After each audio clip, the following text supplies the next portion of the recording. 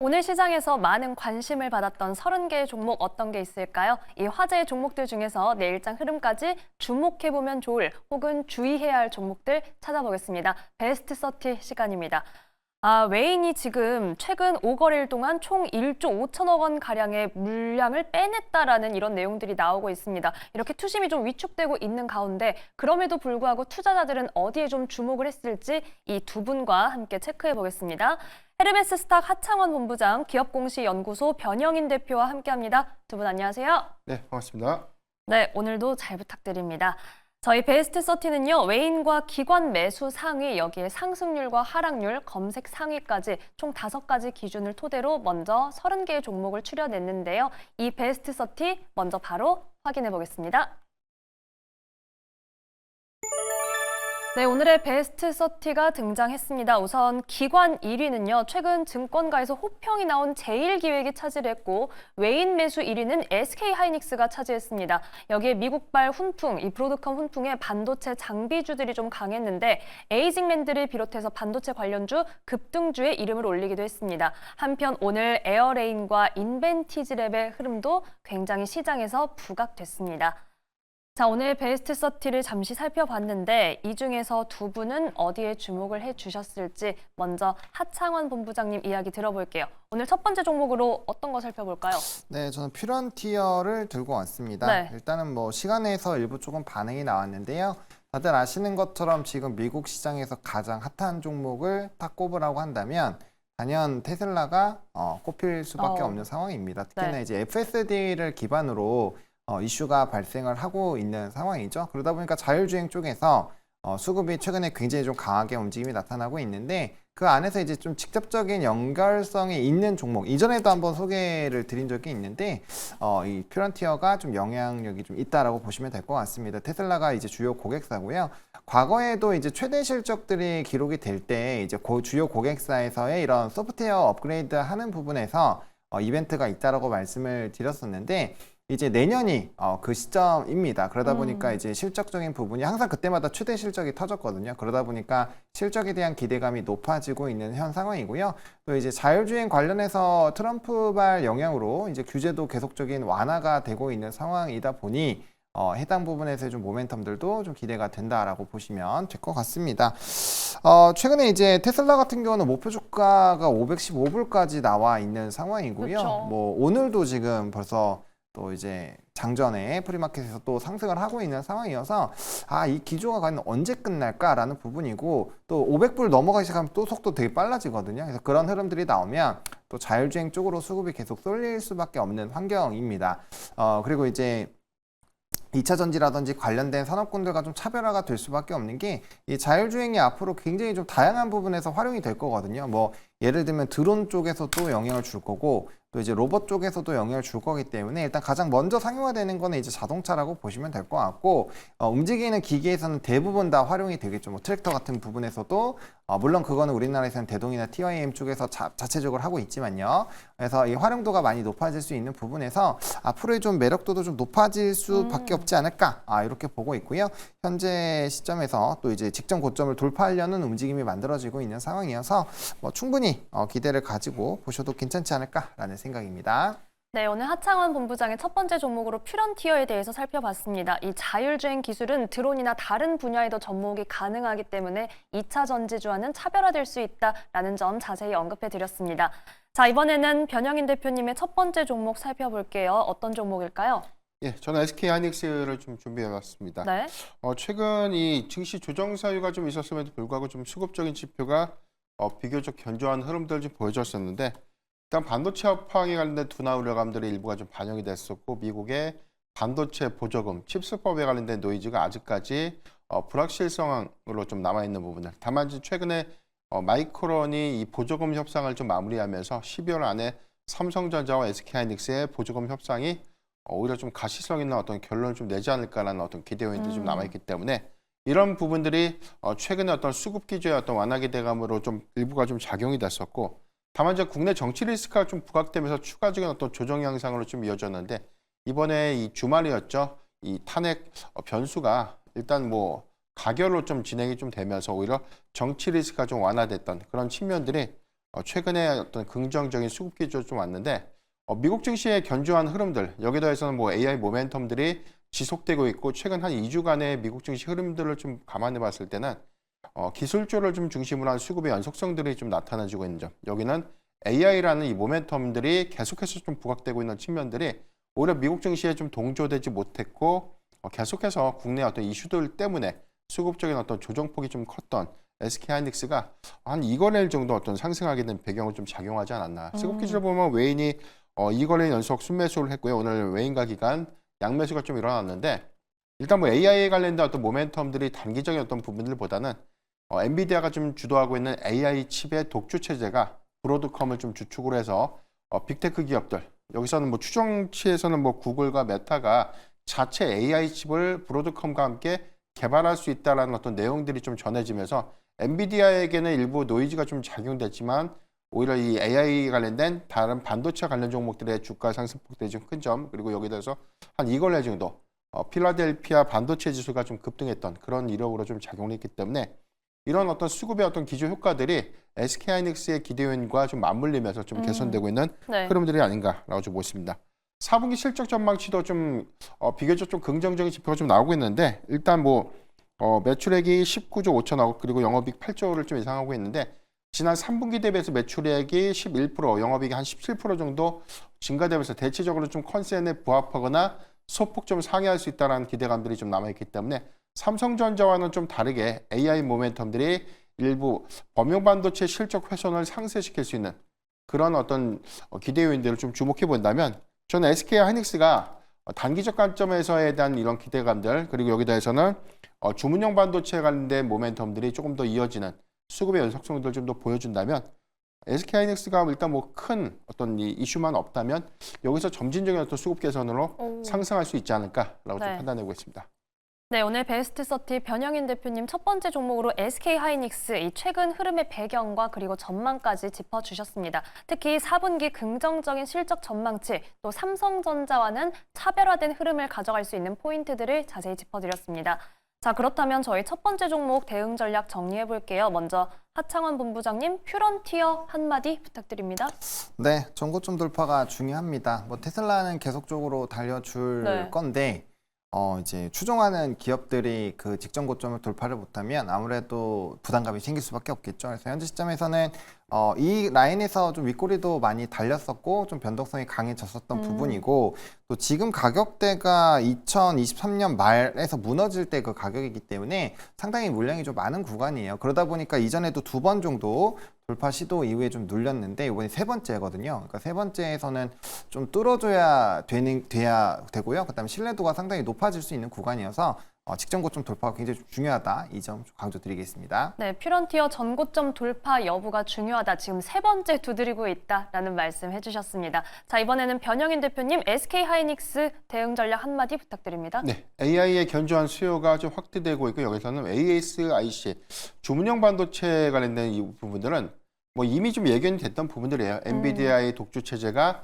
자체 칩을 좀 구현하는 그런 과정들은 메모리 반도체 기업들의 어떤 기회 요인으로 좀 작용될 수 있는 점이 있기 때문에 단기적 성과보다는 중장기적인 어떤 모멘텀 관점에서 주목을 해보자라고 좀 말씀드렸습니다. 네, 주문형 반도체를 키워드로 좀 더 긴 호흡으로 SK하이닉스 바라보겠습니다. 자, 이번엔 두 번째 종목 만나볼게요. 하창원 본부장님, 두 번째 종목은 어떤 거 살펴볼까요? 네, 에어레인입니다. 뭐 사실 상한가 종목은 원래 잘 안 들고 오는데 네. 일단 테슬라, 그러니까 일론 머스크와 트럼프 발이 이제 또 속 붙었거든요. 그래서 좀 들고 왔고요. 뭐 다들 아시다시피 금일 같은 경우는 탄소 포집과 연관되어 있는 대부분의 종목군들이 좀 급등이 나왔고 시간 내에서도 또 그와 연관성이 있는 종목이 시간의 상한가를 또 간 상황입니다. 그러다 보니까 이제 연속성을 좀 가질 확률이 좀 높다라고 보시면 좋을 것 같고 사실 탄소 포집 관련된 이슈 종목군들은 과거에도 여러 번씩 급등이 나왔습니다. 그리고 사실 주가 연속성이 한 이틀, 많이 가봐야 3일 정도였거든요. 그러다 보니까 좀 짧은 시기열을 갔는데 네. 이번엔 그 트리거가 머스크가 이제 탄소 포집 기술에 대한 이제 투자를 진행을 하는 것들이 좀 부각이 됐기 때문에 이게 조금 더 연속성이 갈 확률이 있겠죠. 예를 들면은 최근에 이제 트럼프발 트레이드 중에서 제일 약한 게 북한과 관련된 종목군들이었거든요. 근데 그들 같은 경우도 급등 이후에 한 좀 눌렸지만 다시 한번 직전 고점을 뚫으면서 상승 기조를 좀 만들어냈거든요. 그래서 그런 관점에서 본다라고 한다면 뭐 충분히 좀 주가의 연속성을 가질 확률이 좀 높지 않을까라고 보고 있고요. 이 탄소 포집은 결국엔 환경과 연관이 되어 있는 부분인데 아무래도 이제 계속적으로 탄소 배출에 대한 스토리가 강화가 될 겁니다. 이제 조선에서 LNG선이 나오는 거, 지상에서 전기차가 유지가 되고 있는 거, 그다음에 뭐 원전이라든지 재생에너지가 확대가 되는 것도 다 이거와 연관성이 있는 거거든요. 그러다 보니까 앞으로 활용도 부분에서 좀 이슈가 될 수밖에 없고, 이 기업이 이제 이게 CCUS에서 CCU와 CCS로 나뉘는데 이 활용 기술 쪽에서 좀 압도적인 독보적인 기술을 가지고 있습니다. 그러다 보니까 좀 신규 상장 주임에도 불구하고 좀 탄력적으로 이슈가 되고 있는 상황이고요. 또 주가가 눌린 이후에 금일 거래량을 동반해서 직전 라인이 좀 뚫어졌기 때문에 이렇게 된다면 상장 첫날 가격대 한번 좀 터치해 보려고 노력을 해보지 않을까 싶어서 좀 트레이딩 관점으로 충분히 좀 매매를 해볼 만하지 않을까라는 관점이고요. 시계열은 아까 말씀드린 것처럼 좀 짧게 잡으실 필요는 좀 있겠다, 이렇게 정리드리겠습니다. 네, 오늘 베스트 30 하창원 본부장님 두 번째 종목으로 에어레인 살펴봤습니다. 오늘 아마 에어레인 코멘트 듣고 싶은 분들이 많이 계셨을 것 같은데 주가가 어느 정도는 연속성을 가져갈 확률, 트레이딩 관점으로 접근 가능하다라는 말씀 해주셨습니다. 자, 이번에는 변영인 대표님의 두 번째 종목 만나볼게요. 어떤 종목일까요? 예, 저는 인벤티지랩을 준비했는데 오늘 가격 제한폭까지 좀 상승을 좀 했었고요. 오늘 뭐 기사가 하나 있었죠. 이 고분자 장기 지속형 주사 제형제에 관련된 특허 등록이 완료가 됐다라는 기사가 좀 나왔는데, 사실 해당되는 특허가 갑자기 좀 나왔던 것이 아니라 이미 이 회사의 경우에는 장기 지속형 주사제 이 관련된 어떤 개발 모멘텀들을 좀 갖고 있었기 때문에 이번에 특허가 좀 특별한 어떤 특허라기보다는 사실 이게 왜 오늘 가격 상승폭까지 올라갈 수 있는 재료였나라는 어떤 약간의 좀 의문은 좀 있었다라고 볼 수가 좀 있겠습니다. 다만 우리가 좀 기대할 수 있는 요인들이 비만 치료제가 1세대 약물 삭센다에 넘어서 2세대 약물, 지금 뭐 위고비라든가 제파운드 같은 그런 어떤 이 비만 치료제 같은 경우는 매일 1회 맞던 주사 제형제가 일주일에 한 번 맞는 주사제로 제형 고도가 좀 됐고, 이 부분은 현재 이 요요 현상이 이게 화두가 좀 되다 보니까 약물의 지속 효과를 조금 더 오래 시킬 수 있는, 그래서 1개월 약물, 그다음에 2개월 이상 지속 약물, 그래서 장기 지속형 약물 전달 플랫폼에 관련된 관심도가 굉장히 좀 높아진 것이고, 펩트론이 지금 일라이릴리와 이 기술 평가 플랫폼 계약을 체결을 통해서 지금 현재 좀 검증을 하고 있는 단계이고요. 여기서 만약에 이제 성과가 좀 입증이 된다면 지금 글로벌 빅파마 업체들의 러브콜을 좀 받을 수 있는 그런 가능성들은 매우 높다라고 좀 볼 수 있겠습니다. 다만 우리가 좀 바라봐야 되는 어떤 관점들은 너무나 좋은 건 알지만 이게 기대 요인들이 성과로 입증되지 못한다면 역으로 봤을 땐 또 다른 리스크 요인이 좀 될 수 있다는 점. 그렇죠. 그래서 이 부분은 현재 임상 성과로 명확하게는 아직 입증이 된 기술은 아니라는 것이죠. 만약에 해당되는 약물의 지속 효과가 정말 극대화가 된다면 이건 비만 치료제만 적용되는 것이 아니라 다른 제형 작물, 특히나 뭐 당뇨 치료제 같은 종목, 당뇨 치료제 같은 치료제도 현재 이게 일주일에 한 번 맞는 치료제도 없어요. 현재는 매일 맞아야 되는, 인슐린을 매일 주입해야 되는 그런 고통을 경감시키는 부분들이 한 달에 한 번 맞는 걸로 효과를 좀 낸다면 이 시장의 규모가 굉장히 좀 커질 수가 있는 것이죠. 그래서 장기 지속형 약물 전달 플랫폼에 관련된 관점들은 국히 이제 뭐 비만 치료제에 국한된 것이 아니라 여러 제형 약물의 좀 변화를 좀 예측할 수 있는 그런 부분들이겠지. 그런 부분들로 좀 고도화가 좀 될 수는 있겠지만 현재는 다소 좀 과도한 기대감들을 좀 반영을 했다라고 좀 볼 수 있겠고, 앞으로 비만 치료제에 관련된 어떤 선별적인 어떤 관점에 대한 이 투자 전략은 좀 달라져야 되지 않을까. 왜냐하면 지금 현재 2세대 약물 GLP-1 기반의 이 성분이 세마글루티드라는 이 약물입니다. 이게 이 성분인데 이게 2026년도에는 중국에서 특허 보호 조치가 만료가 돼요. 그렇다면 해당된 레시피가 공개가 되고 이 부분은 바이오시밀러가 좀 가능한 그런 약물이 좀 되는 것이기 때문에, 그래서 지금 2세대 약물은 적응증을 확대한 다른 질환으로서에 대한 적용 효과들을 추진해서 여기서 입증 성과를 보이면 특허의 보호 조치가 또 연장이 되는 것이거든요. 그런 전략으로 좀 가고 있기 때문에 3세대 후발주자가 조금 3세대 약물을 좀 미리 선점하기에는 기회적인 요건들에서는 많이 좀 어려운 부분들이 있다. 이 점 좀 참고하면 좋을 것 같고, 다만 임상 성과라든가 진입 효과가 좀 극대화될 수 있는 그런 종목들의 경우에는 계속해서 관심을 가질 수 있겠는데, 저는 뭐 한미약품 같은 종목들, 뭐 유한양행 같은 종목들, HK 이노행 같은 그렇게 세 종목 정도는 임상 성과를 좀 더 주목해 보자라고 좀 말씀드렸습니다. 네, 오늘 변영인 대표님 인벤티지랩을 통해서 이 비만 치료제와 관련해 경쟁이 심화하고 있다. 그리고 이 안에서는 장기 지속 여부에 대한 관심이 높아지고 있는데 대신 확실히 성과로 입증하는지는 꼼꼼하게 체크해봐야 한다는 말씀해 주셨습니다. 더불어서 한미약품과 유한양행, HK 이노엔에 대한 관심까지 함께 말씀해 주셨습니다. 자, 그럼 두 번째 종목도 대응 전략 정리를 해볼게요. 변 대표님 인벤티지랩 한마디로 정리해 주신다면요? 네, 막연한 기대감에 대한 성과 부분, 이 부분을 현재는 우리가 많이 보고 있지만 그런 관점에서는 철저하게 좀 단기적인 트레이딩 전략만 좀 유효하다는 점 참고하면 좋을 것 같고, 정말 임상 성과가 좀 예측되고 있던 아까 말씀드렸던 그런 종목들의 경우에는 조정식 분할 매수가 좀 유효하다는 점 참고하면 좋을 것 같습니다. 네, 기대감에 의한 트레이딩은 반드시 리스크 관리가 필요하겠고요. 그 외에 분할 매수 관점도 함께 말씀해 주셨습니다. 자, 하분 부장님 에어레인도 한마디 부탁드립니다. 네, 탄소 포집 활용도 확대라고 했는데 뭐 앞서 말씀드린 것처럼 짧고 굵게 하시면 될 것 같습니다. 네, 트럼프 머스크가 붙어 있고 짧고 굵은 호흡으로 저희가 바라보겠습니다. 자, 두 번째 종목은 저희가 상한가 종목들을 살펴봤고 이번엔 세 번째 종목은 좀 어디로 살펴볼지 먼저 하본 부장님의 세 번째 종목은요? 네, 저는 제일기획을 좀 들고 왔습니다. 굉장히 좀 주가가 많이 눌려 있는 상황인데 드디어 좀 턴을 하려는 움직임이 나오고 있습니다. 그래서 좀 선정을 해봤고요. 일단 스토리도 나쁘지 않습니다. 25년에 이익이 좀 증가를 할 것으로 기대가 되는데 이제 캡티브 마케팅에 대한 증가 가능성이 있습니다. 그러면 구조적으로 이제 계열사에 대한 이제 광고가 늘어나는 거다 보니까 좀 안정적인 실적에 대한 확대가 좀 기대가 되고요.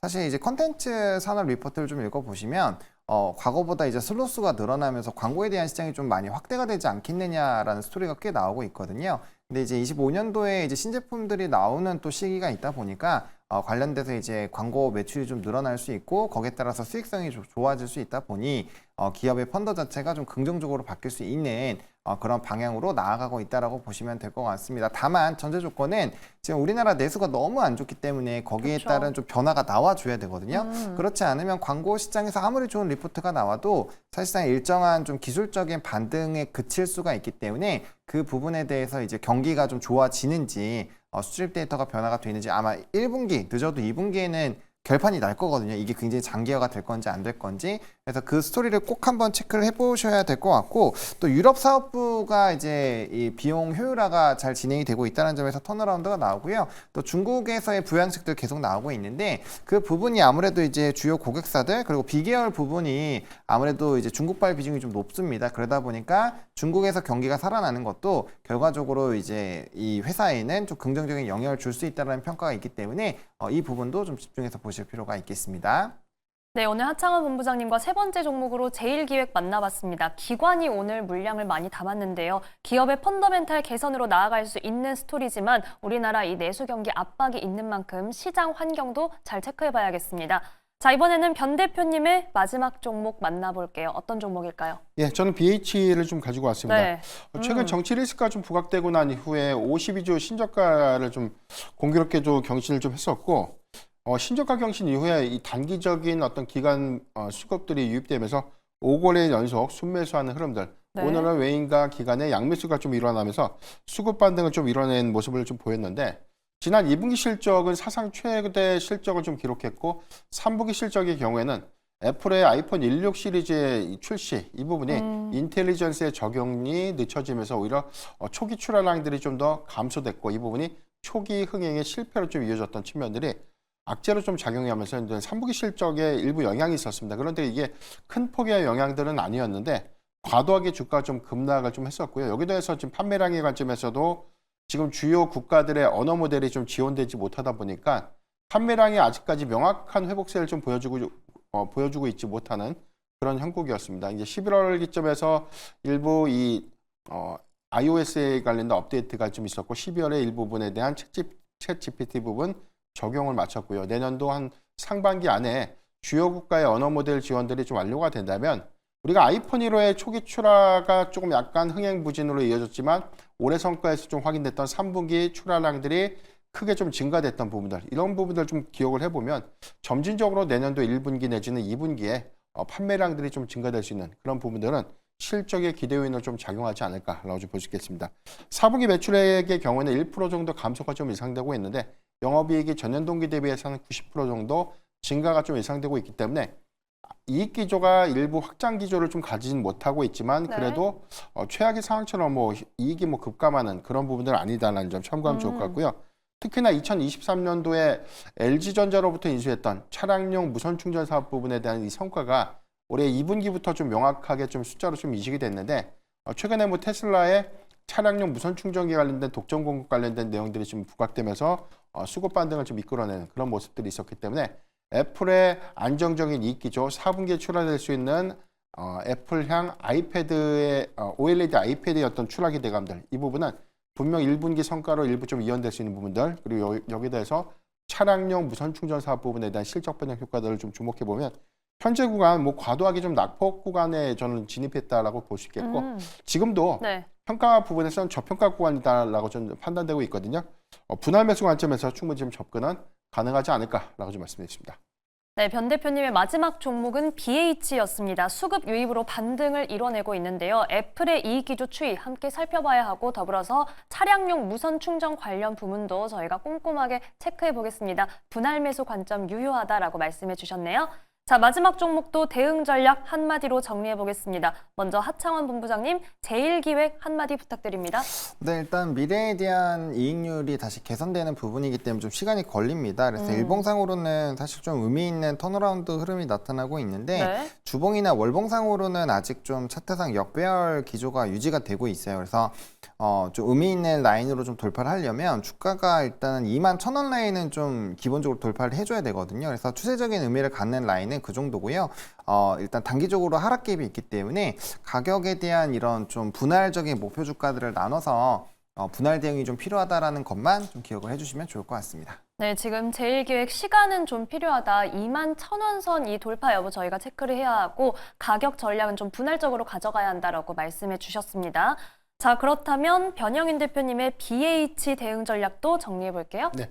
단기적인 실적의 눈높이는 좀 낮추는 게 좋겠다라고 좀 볼 수 있겠고 다만 내년도에 아이폰 16 시리즈에 관련된 매출 회복 부분 여기에 관련된 테슬라발 모멘텀을 주목해 봐야 될 것 같은데 일단 4월의 기술적인 분석을 좀 봤을 때 7월 17일 날 고가를 형성했고 이 부분은 사상 최고의 치에 관련된 경신된 실적 기대감과 아이폰 16에 관련된 모멘텀의 일부가 좀 반영됐는데 지금 12월 9일 날 14,400원 최단 기간의 이 주가의 어떤 조정폭들이 좀 더 컸습니다. 이 부분은 단기적으로 한 50% 이상의 어떤 이 하락으로 좀 이어졌던 측면들이지만 다소 이제 수급적인 지표가 과도하게 좀 반영이 됐다라고 볼 수 있겠고 3분기 실적이 이미 감소된 수치들은 좀 있었지만 크게 훼손되지 않았다는 점, 이 부분은 4분기에 분명 회복 기조를 좀 보일 것이다라는 점 참고해 본다면 지금은 저는 충분히 수급적인 어떤 기조 그리고 완화 기조를 감안했을 때 충분히 좀 접근은 가능하겠다. 이 점도 기억하면 좋을 것 같습니다.